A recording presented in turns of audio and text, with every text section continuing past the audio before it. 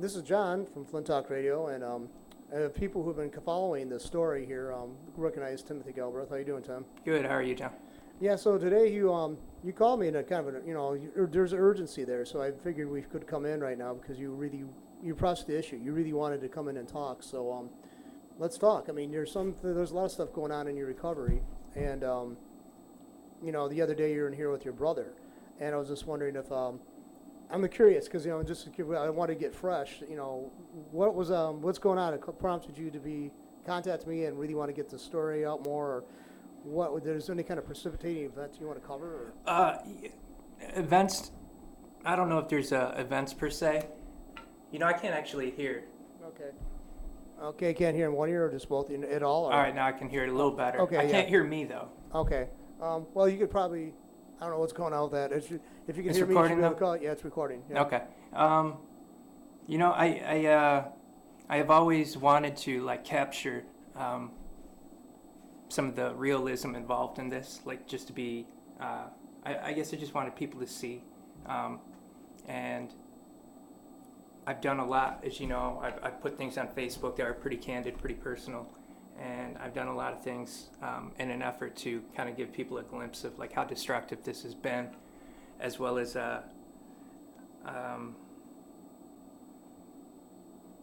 just trying to get help. And that's closer to why I'm here tonight. I'm not using. I feel maybe stronger than ever as far as I really have no desire to use. Because I so badly want to move ahead.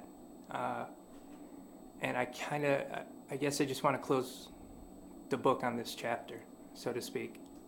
I want to put things behind me. And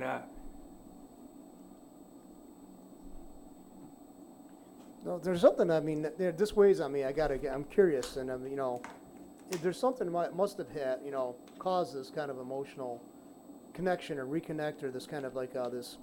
Something set this off, basically, at least, what's going on inside of you right now. I mean, of course, and again, when you're dealing with what you're dealing with, I mean, there's all kinds of things to remind you. I mean, there's no way you could calculate or describe why they're doing what they're doing to you.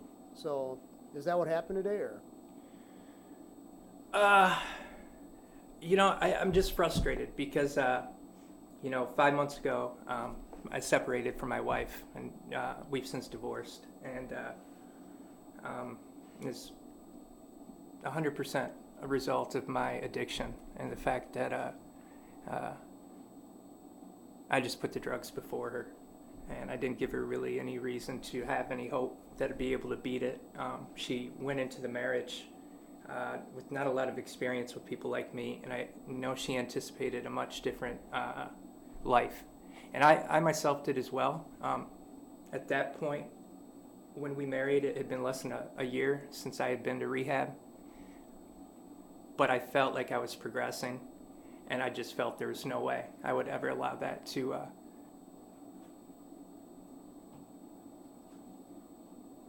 See, that's the thing with addiction. The thing with anything that we do that we're letting ourselves down, we're also letting others down.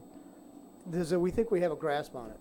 Maybe it's just a temper. I mean, it doesn't even have to be a substance abuse. It might be a temper, maybe a straying into territories or subject matter that we promised it wouldn't be brought up again. And there's a need all of a sudden. Sometimes the things in our own lives set off this need to. They trigger our kind of aggressiveness, or they trigger this emotional outburst that now we bring out. We kind of trigger that in another person. And another thing is too, marriage basically nowadays, I don't know if there was ever a time when anybody truly really meant what they said when they said, for richer, for poor, for better, for worse, for lean times, the good times. Most people expect good times. I mean, there's going to be some strain, or maybe budgets and stuff. That's some of what's so hard about it. Is I honestly believed there would be some, and she knew that I wasn't a finished product. She knew I had things to work on, but I think we both expected things to be good, and they really weren't. And it was because she just was constantly anxious because she couldn't really trust me at all to be that I was telling the truth, no matter no matter what, I didn't like cheat or anything like that, but I was dishonest, and I lied, I stole, and I put the addiction before her. And, you know, I did, uh, I did mean my vows, and I think that's what has been so difficult, is I was the last one to see this coming, like I never expected this to happen. And I understand it. Like I don't blame her at all, because I don't want her to be a hostage or a prisoner. It's not what a marriage should be like.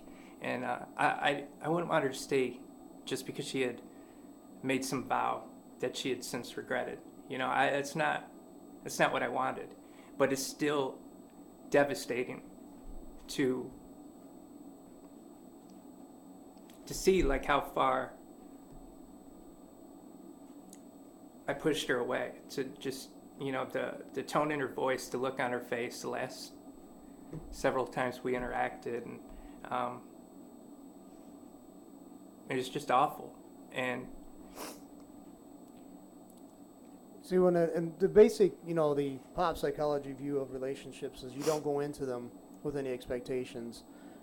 And then again, I always want to ask these people saying that, it's like, well, if you don't have any expectations, then why you're in a relationship? And there is expectations. I mean, you probably envision you guys growing older together, and the rocking chair on the porch mentality. Yeah, I remember one of us came across an article in the paper where like the couple that had been married 50 years ago, or had been married for 50 years, died within 15 hours of one another. And that's what I envisioned, and that's what I expected, and I think that at a time she did too. Like it was really an honor for her to marry me, and just to know that like her life got better the day she left. That has to be hurt. That has to hurt. And it's like something that let's face it, guys, even though we're taught not to nowadays because of feminism and stuff, we're not to look at ourselves as the white knight and the savior of the woman. We still have a lot of that. I mean, I think it's almost genetically programmed. I mean, because it's not there anymore, but we still have that mentality basically in our heads. Whatever like the cultural expectation is, we had our own, and she had every right to expect me to be more, to be better, to provide more, to put her before me, certainly to put her before my addiction.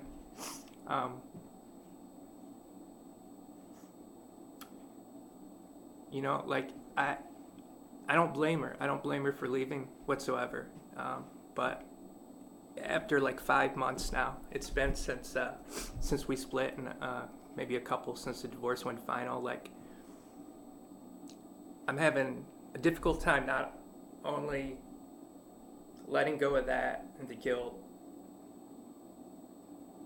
for different reasons, but just moving forward in general. And I don't know if it's because my brain's just still like healing from all the use over the years, and so like chemically it's just off, or if I'm just like learning how to process emotion after numbing them out. I mean, it's probably a combination of different factors, but it's like killing me. It's like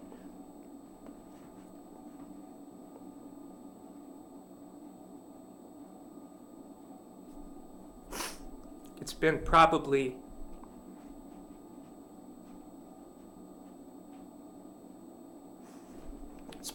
been like 5 months since I've had a good day. I don't even know now. Like I have a lot of determination because, they say like until the pain of staying the same is greater than the pain of change, you won't change. And so I've reached the point where like the pain is just so immense that I'm willing to change. I have no reservations. I'm really willing to do anything, and I am doing a lot of things. And but it's just like it's wearing me down, and I know that it's wearing people in my life down.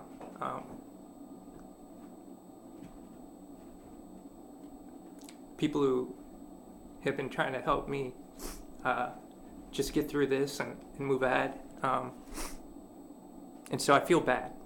And it's part of the reason I wanted to come here and just try to get everything off my chest and move forward, because I don't want to keep echoing the same things anymore. I just want to move on. And again, having had no time in my life where I think I was like a normal, healthy, functioning adult, I don't really know what to expect or how to do that. So your experience there is something I've heard from other people who went through addiction is they're saying that they're so numb for so long that when the emotions started coming back, it was like a rush that they just simply couldn't handle. They didn't know how to sort out. They didn't know how to. They didn't know where to go. They didn't know how to prioritize anything. It's because their brains are rewired. Something comes over that overarchingly takes over in your life, and it's the priorities are switched. The concerns of just use of a drug every day, and the logistics behind getting that. It's that's what I was told. I mean, and it seems to be pretty much what I'm hearing from you is exactly what they described to me. It's the rewiring process to go back to an area where most of us might be, or the rest of us who haven't gone through addiction. And the thing is, there's a question too. Is is anybody really healthy? I mean, really, we have different manifestations for our illnesses or for our dysfunctionalisms. Yours is maybe just more easy to pinpoint, but the rest of us also have, we have failed relationships as well for other reasons. We maybe have an emotional barrier that we just don't allow anybody to come across. We have these self-preservation techniques, these strategies, and see, now you're basically sitting there mentally, emotionally naked. That you don't know. You basically, the old coping mechanisms and stuff you had are no longer available to you. That's what I'm hearing. That's something that I've heard a few people say to me. That they no longer know how to deal with what they used to be able to deal with.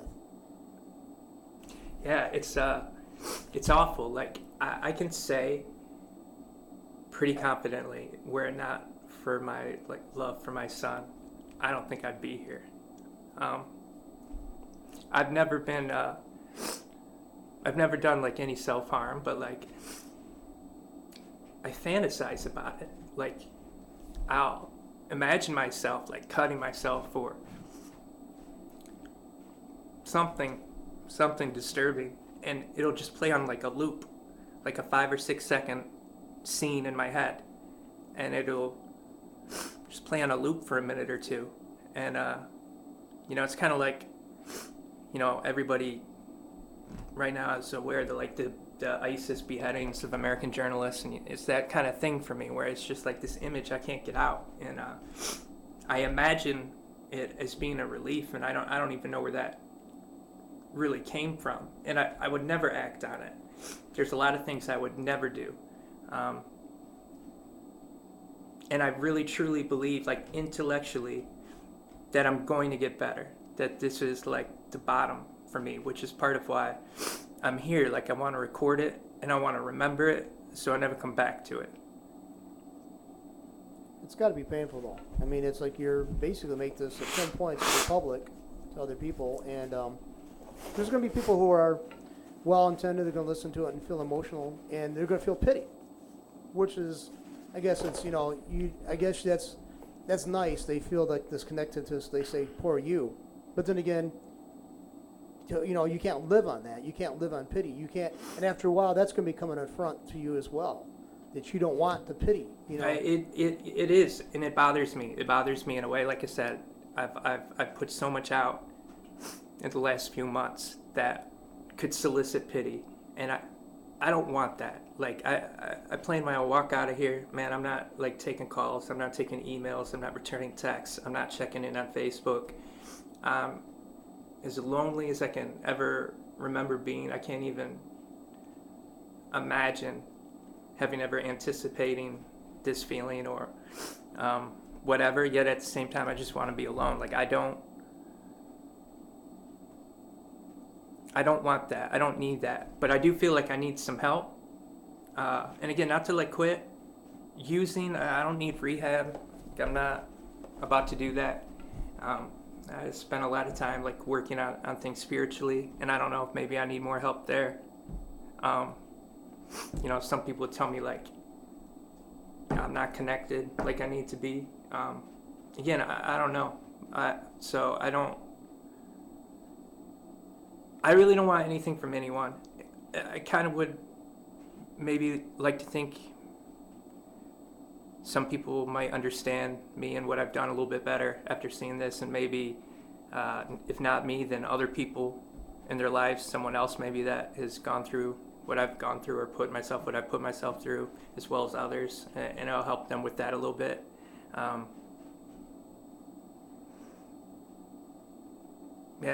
just lost. I'm blessed and I'm grateful for the job I have. I like it. I'm actually making plenty of money, and I'm so grateful for my son and my parents for trying to help me get through this. And again, I feel some optimism when I look at things intellectually, but emotionally it's just not there. Like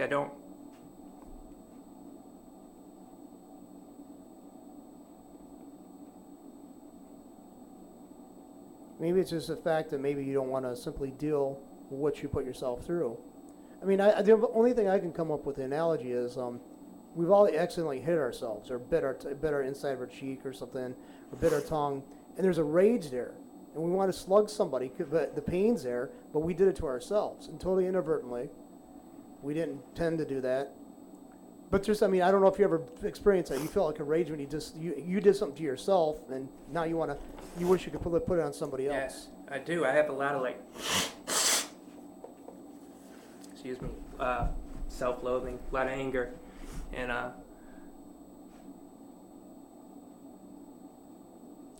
don't want to, I refuse to keep going forward like this. I won't, because I won't do that to Julian. I won't do that. I have a lot of guilt there, and I don't.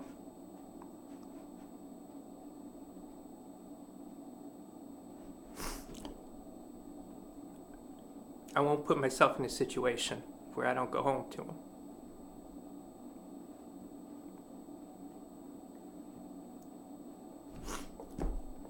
Yeah, and that's another thing of being a father is I guess you have to start seeing yourself, when you're married, you're supposed to promise yourself to this other person. When you have a child, your life is not totally in your own hands. You have other people, other things to answer for. And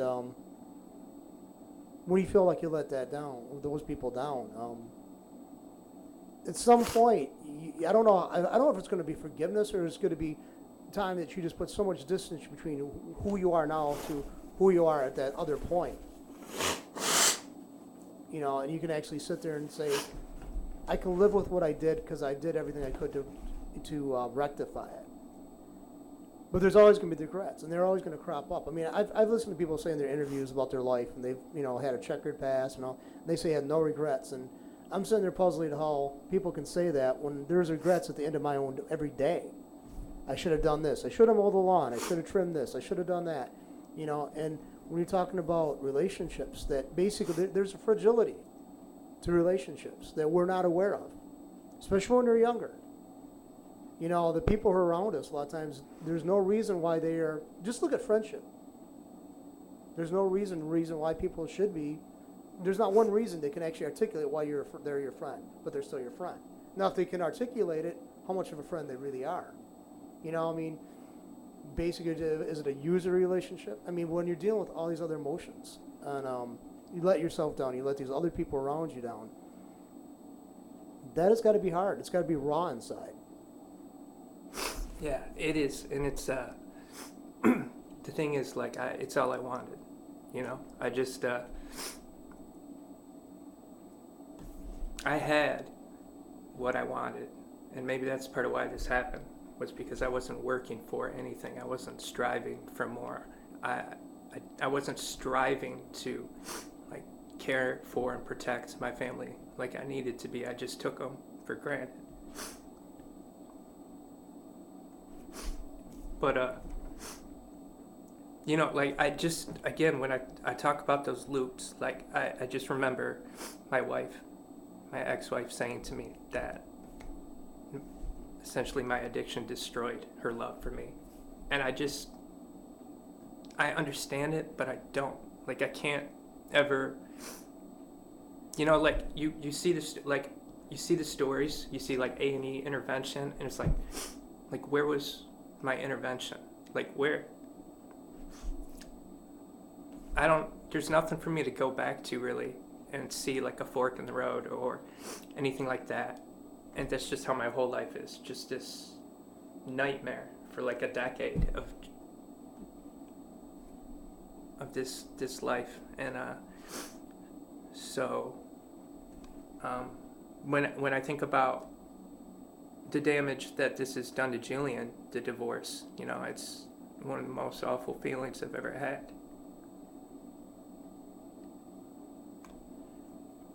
And there's no way that I can, that part, I've never been in a relationship, a marriage, never had a child. So, I mean, it's just, I can't give you a balm, a platitude to cover that. But, I mean, at some point, and I see this already in you. I mean, we talked for a few months now, on and off. I see that there is, I mean, I don't know was there any kind of form of intervention? When did you realize you needed to seek out help and you had to admit there was a problem? Well, if there wasn't like an official intervention on the behalf of the family, or your wife or ex-wife?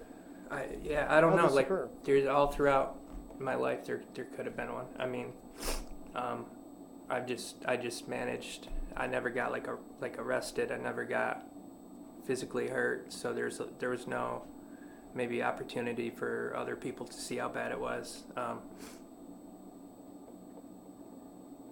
It's not for. I don't want to put it on anyone else anyway, like they should have intervened. I guess I'm just saying that I never imagined throwing away what I had for what I did. And, like I'm not high anymore. I can't.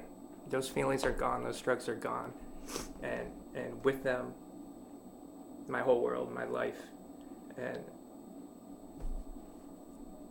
I'm trying very hard to like rebuild and stay focused on the right things and just stay positive and let go of the past. And it's just slow coming, so it's frustrating. I can't even like the emotional state I'm in. It's difficult for me to really even set like goals or look forward to anything. I've recently just scaled everything back. Like I feel awful for my dad and my mom for what they've been through, for the fact that they're getting older. They're like, I should be taking care of them, not the other way around. I feel terrible, man. I've stolen usually just like small things, but like from everybody. Like I've just made it a way of life. I've lied. And I'm having such trouble just releasing all that and looking ahead. And again, I don't know if it's a chemical thing, a spiritual thing, or what, but I just know that like I'm pretty much walking out of here tonight, and it's all I'm focusing on. Like I'm going to work and I'm coming home, and I don't know what else. I can't even eat. Like I don't even think about eating. I really have to rebuild myself and my life from the most like fundamental building blocks, and it's all because of fucking like heroin. It's all because of my addiction, and it's all shit I did to myself that I didn't have to do, that is still in some way I'm allowing it to like rule over me. And I'm just through with it. Like I don't know if I can do another one of these shows or another one of these interviews. I don't know if I'm gonna like I don't see any more of it. I don't see myself talking about any of this again. Like I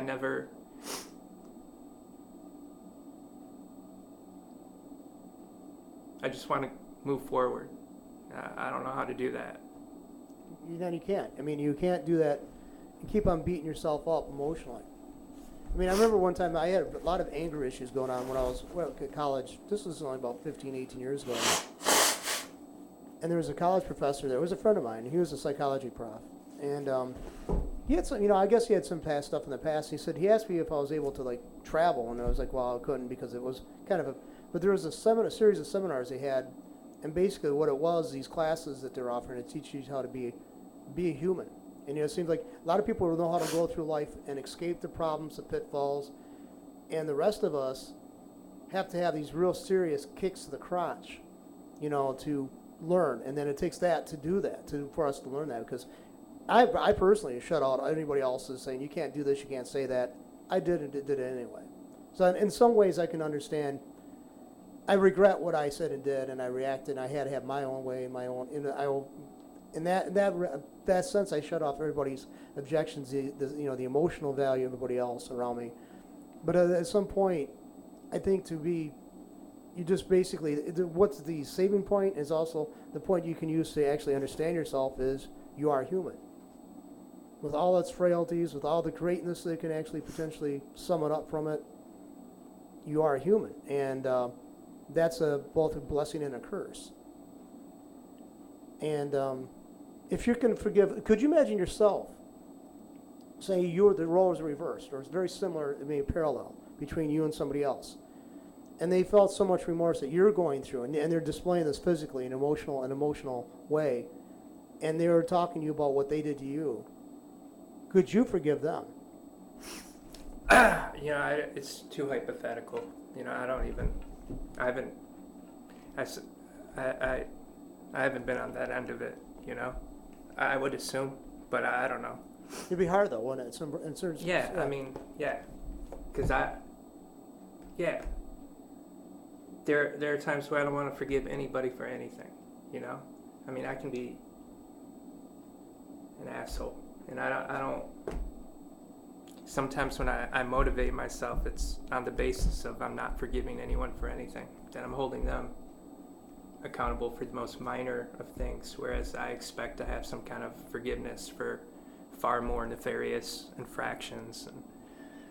And I'm a hypocrite on top of everything else. So,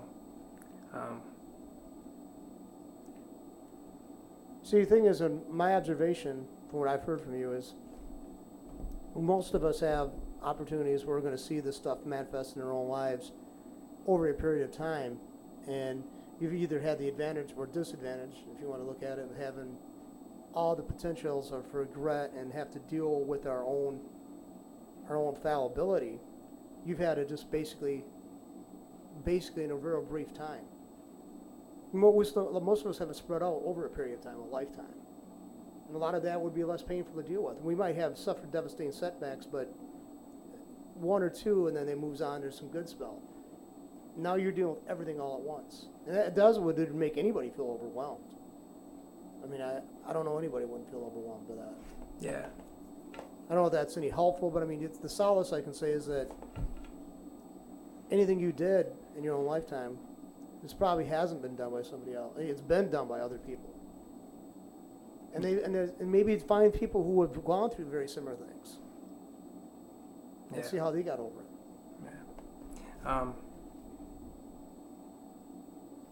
Yeah. I guess I'm going to close, but I want to thank you for helping me. You've been real good helping me just have a forum and a place to speak and a chance to think through things and talk through things. And I just want to issue kind of a general apology to everyone, anyone I stole from or lied to or disappointed or whatever. Uh,